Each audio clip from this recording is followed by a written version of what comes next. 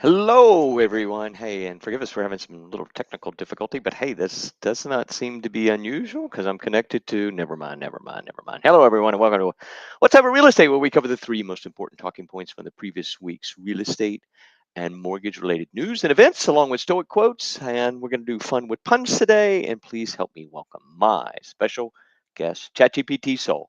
Sol, say hi to everyone. Hey everyone, it's great to be here.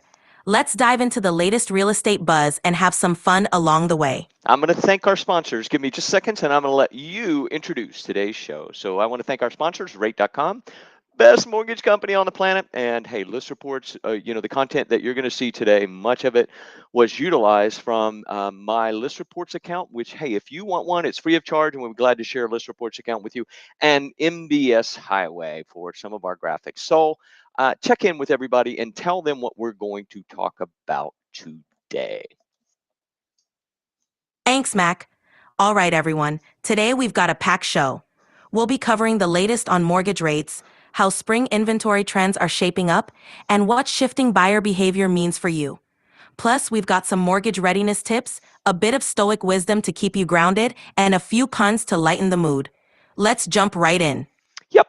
All this and more news you can use for weekending. Hey, what weekend is it? May 1, 2025. I am your host, Mortgage Mac. That's first name Mortgage, last name Mac. And you know what? Hey, are we live? We are live. We are live. Last name Mac. And you know what?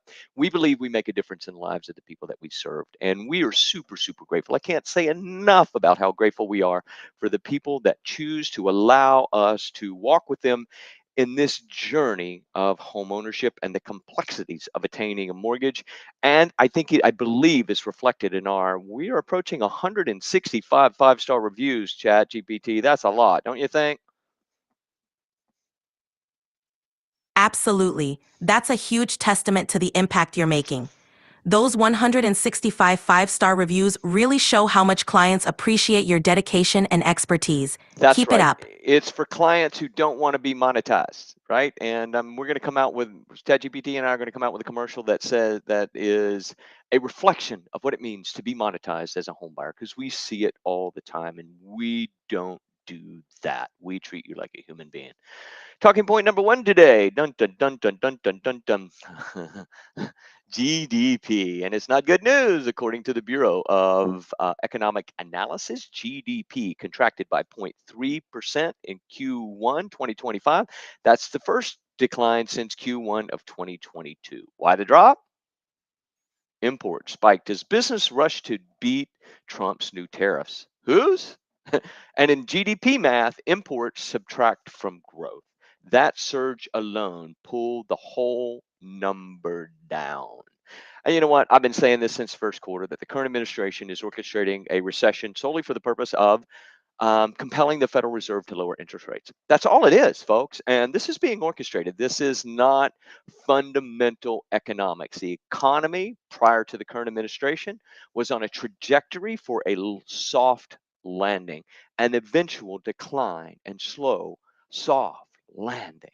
And until we had never mind. So, but I am going to bring in Chat GPT and we're going to take an objective look at some of this information, and I have some questions for ChatGPT. So how worried about, or should we be about this GDP number? Well, a single quarter's contraction isn't necessarily a reason to panic, but it's definitely a signal to pay attention to the trends. If this decline continues, it could indicate deeper economic issues. For now, it's crucial to watch how businesses and consumers react and whether there's any policy response that could shift the direction. So, we should keep a close eye on the next few quarters to see if this is just a blip or the start of a trend. So what do you think the second quarter might look like based upon the economic data that we've seen thus far? Any inclinations as to whether or not the second quarter, because if we had two consecutive quarters of negative growth, that would equal a what? Two consecutive quarters of negative growth would officially signal a recession.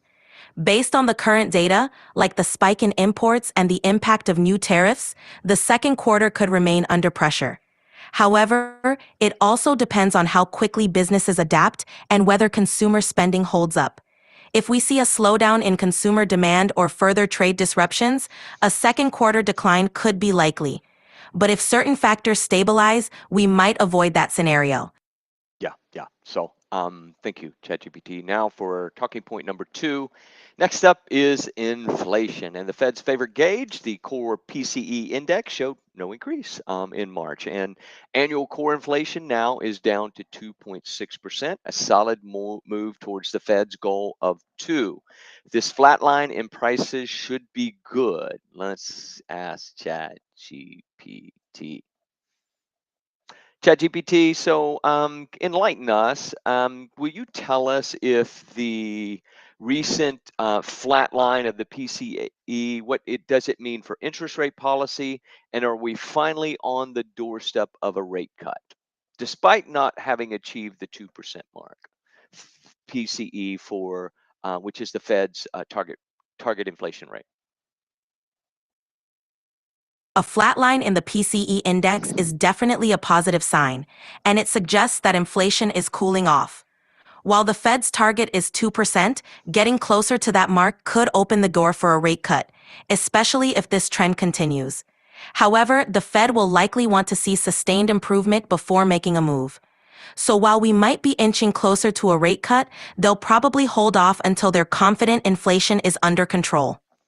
There you go. I think that's some pretty good advice there. I don't think we should anticipate. When is the next Fed meeting, chat? The next Fed meeting is scheduled for mid-June, so we should get a clearer picture then on their stance and any potential policy changes. Yeah, a lot of things could happen between now and June, especially with the current administration and its lack of long-term economic planning.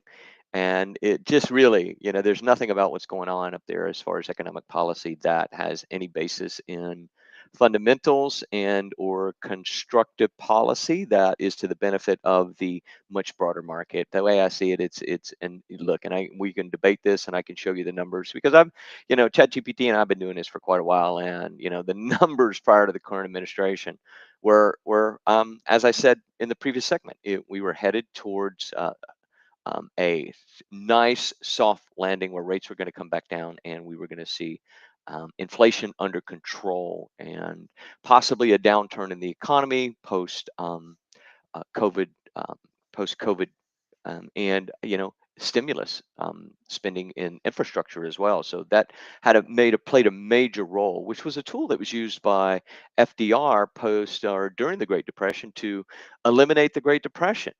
And we used infrastructure spending to do that. And I saw that the previous administration was using infrastructure to keep people employed so that they can buy food, buy housing, pay for medical care, and I don't think that's on the agenda for the current administration. ChatGPT, do you have an objective assessment of the remarks that I just made, please?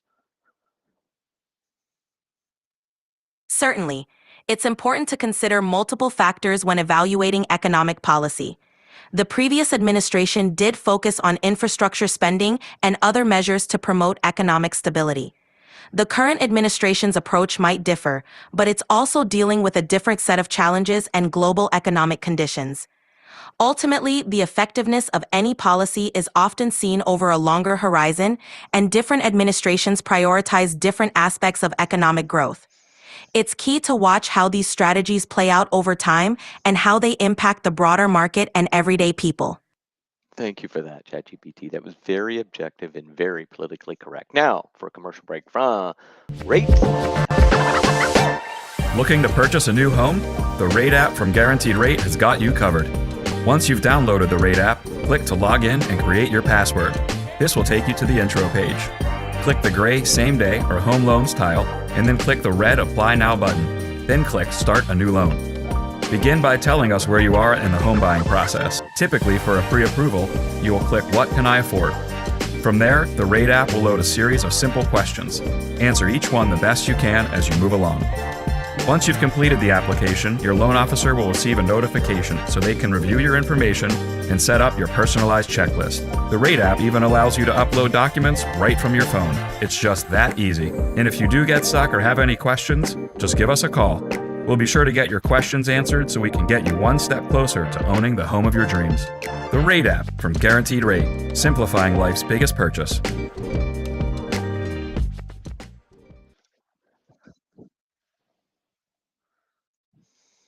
Hello, and thank you, Guaranteed Rate. And hey, you know what? Forgive me for any technical difficulties, but if you do not have the Rate app, you've got to go to mortgagemack.com, and I have a QR code you can download for your cell phone. And there's just a you can it just makes handling your finances much easier. And I can't wait until we embed an application or an API for bank accounts and budgeting and all of that other stuff, which I got to believe that that's on the horizon. But today you can get a mortgage in a day, you can shop for insurance, you can apply for a HELOC, you can apply for a personal loan.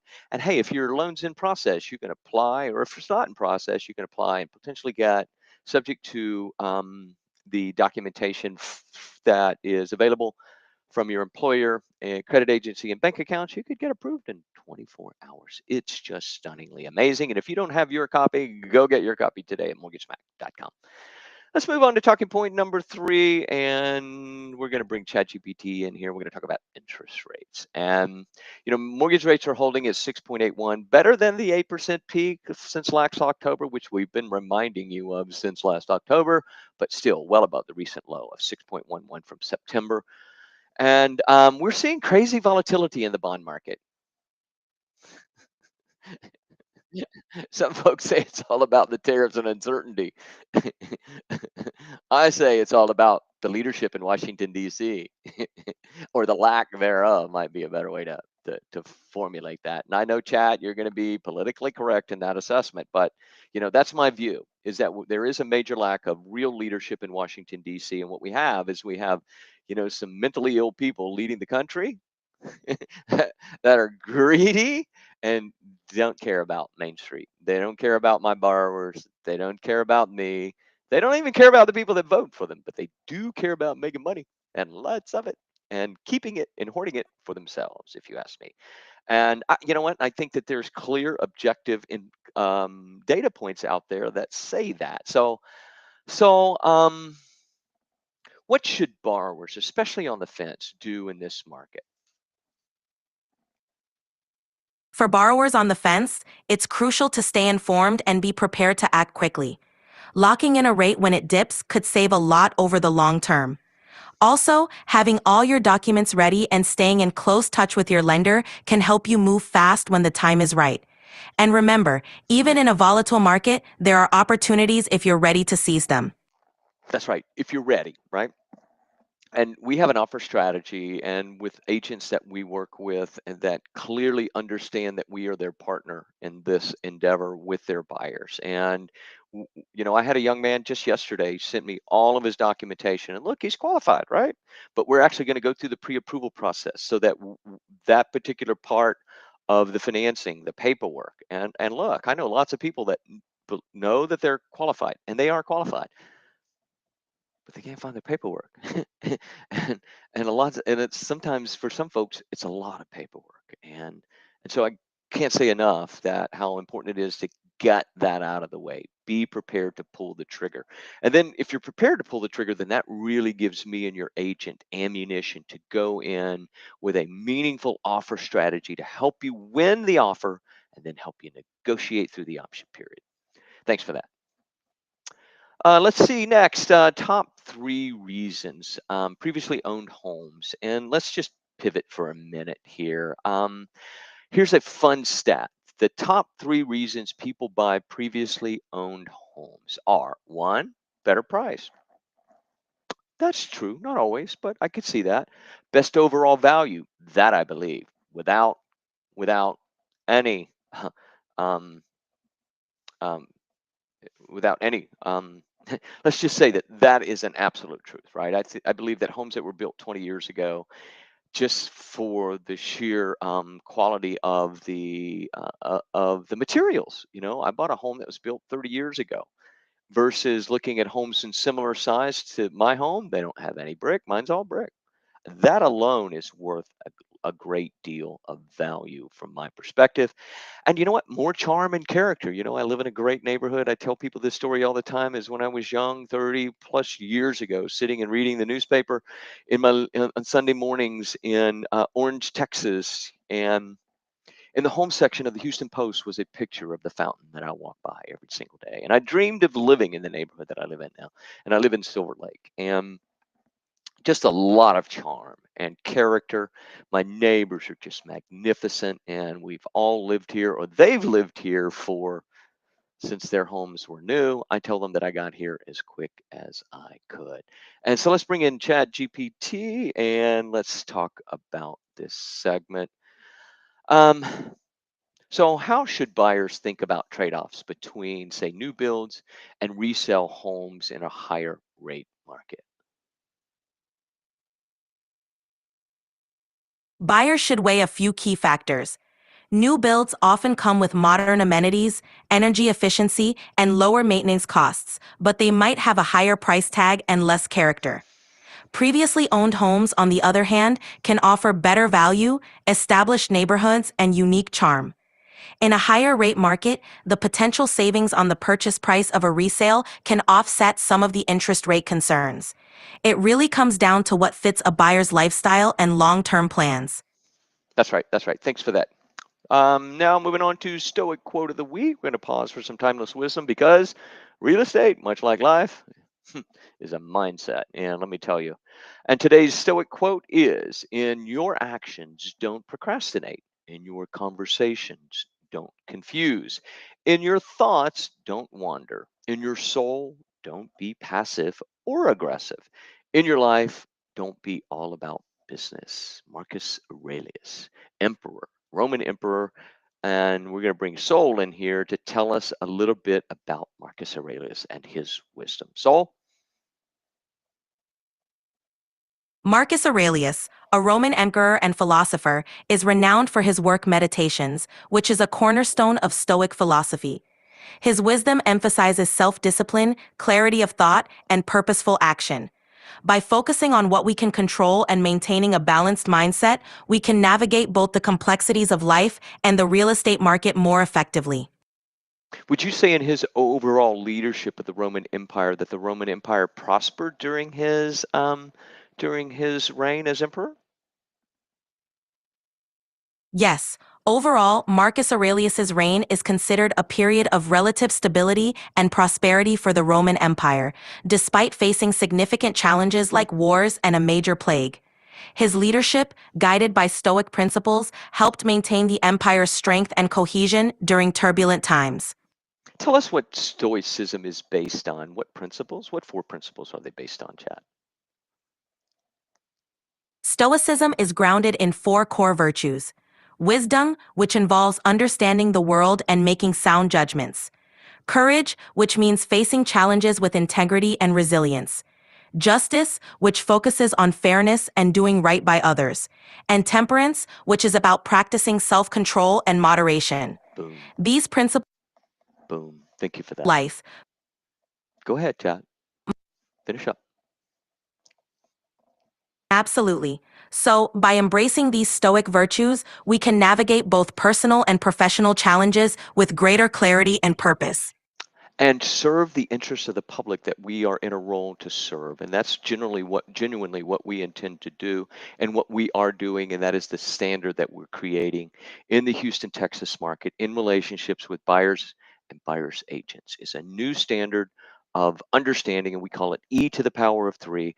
We're going to be featured in the upcoming Houston Real Estate Magazine, and we're going to talk about E to the power of three: educate, empower, and execute. So more on that coming up. Now we're going to break to breaking news. Actually, we had some data points come out yesterday as it relates to the April jobs report. And it came in at 177,000 added jobs, beating the forecast, and an unemployment held steady at 4.2. But revisions for February and March wiped out 58,000 jobs. And that's like a ghost layoff that no one saw coming. So we're going to bring Sol in here and talk about the significance of this jobs report and the impact that it potentially could have on the economy moving forward into the second quarter. Give us your perspective, Sol, on this. This jobs report shows a mixed picture. While the headline number is solid and unemployment is steady, those downward revisions suggest the labor market might not be as strong as it initially appeared. This could mean the economy is cooling a bit, which might influence the Fed's decisions on interest rates and give them more reason to consider easing if trends continue. It's a reminder that the economic landscape remains fluid, and both markets and policymakers will be watching these data points closely. Yep, thanks for that. And how long now have we been predicting that we were going to be in a recession by what? The second quarter? Isn't that what we said? Second or third quarter, we'd be in recession. And we predicted it in the first quarter, didn't we, Sol? Yes, we did. We've been anticipating a potential recession by the second or third quarter based on various economic indicators. The trends we're seeing now seem to align with those earlier predictions. Yeah, definitely. Now, and the benefit of that is clearly, well, the general consensus is we're going to get lower rates.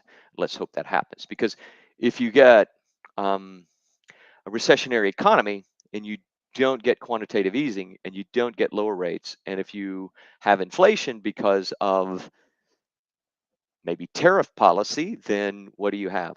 ChatGPT, do you want to tell us what that looks like economically? You have growing inflation, growing unemployment, and no Fed action on rates to stymie inflation. What does that economic outlook look like? That scenario could lead to stagflation, where you have stagnant economic growth, rising unemployment, and persistent inflation all at once. It's a tough economic environment because typical policy tools like lowering interest rates might not work as effectively. It's a challenging situation that can strain both households and businesses. At what level would do we define it as a depression? A depression is generally defined as a prolonged and severe recession, typically characterized by a significant decline in economic activity that lasts for years rather than just quarters. It involves a sharp fall in GDP, high unemployment rates, and a significant drop in consumer spending and investment. Generally, if the economy contracts significantly for several years and unemployment remains very high, it's considered a depression. Great, thanks for that. Let's move on now. We're going to have a little fun and lighten things up, because in real estate and in mortgages,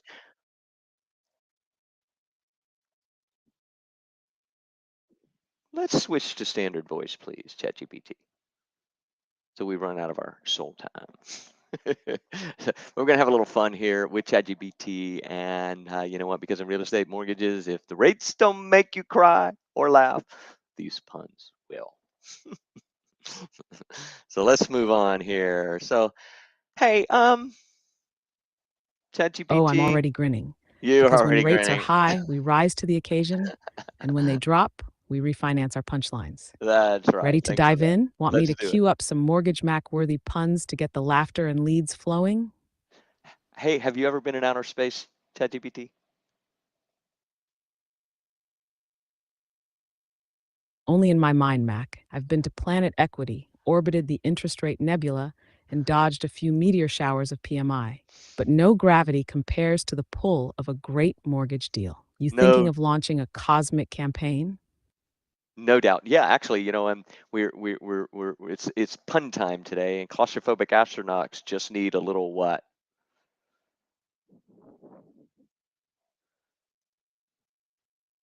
Space. Boom. And if Boom. they're house hunting on Mars, I hope they're pre approved for a rocket mortgage. Did Want to you keep say this launch rocket sequence mortgage? going? You were so, I can't believe you said rocket mortgage on the Mortgage Mac show. you you blow me away sometimes. That was really, really good. So transitioning now maybe from space in the future, let's look into the past. Egyptians were great builders up to what?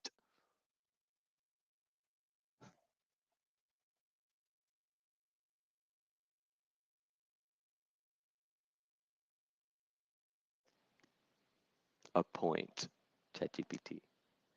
Egyptians were great builders up to a Yes, a pyramid point. After that, things just started to crumble under pressure, mostly from mummy underwriting standards. That's right. Shall we stroll further down history's hallway or pivot back to punland? Let's stay in pun land, please. I'm open. You go. Go. What's your favorite Mortgage Mac pun? All right, here we go. Why don't real estate agents trust stairs? Because they're always up to something. And Yeah. loan officers, we just can't help but rate everything.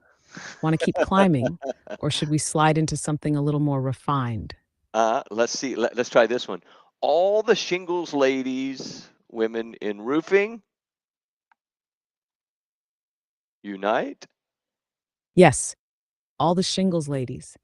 All the shingles ladies, put your hands up if you've ever nailed it in a male dominated industry. She doesn't just raise the roof, she installs it. You want another remix or keep it rolling with construction queens? No, let's do this one. I'm gonna do my best Boston impression, okay? You ready?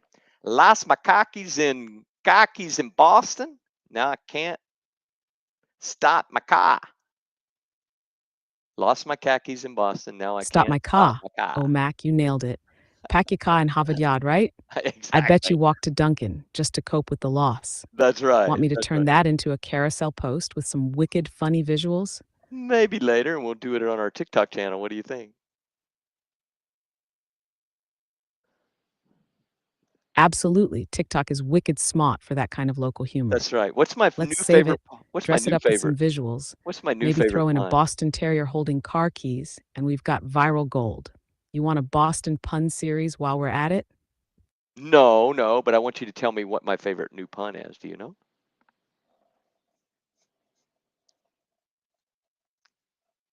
Oh, you mean the one that always shakes her fins? That's right, Shakira. I haven't stopped giggling since.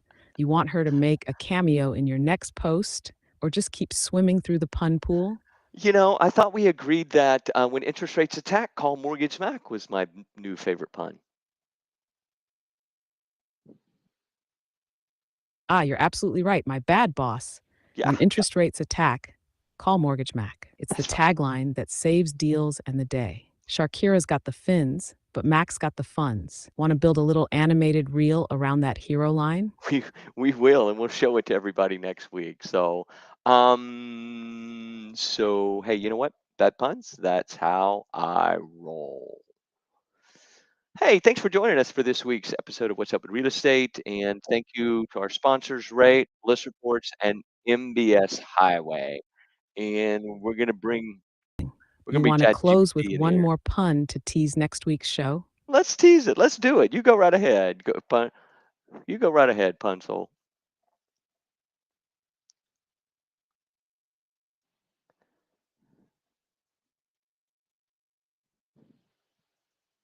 All right, here we go. Here we go. Next week on What's Up with Real Estate, we're cracking the code on mortgage myths, unraveling rate rumors, and climbing to new heights of hilarity. So don't miss it, or you'll be left underwater, and not the kind with a pool. That's Catch right. us live where the only thing higher than rates is the level of fun. That's right. That's See you right. then, And Mac. remember, knowledge is the key to making the best decisions for you and your clients. Join us here every Saturday on LinkedIn, YouTube, and Facebook. And until next time, stay engaged, stay informed, and I'll see you at closing. ChatGPT, say goodbye.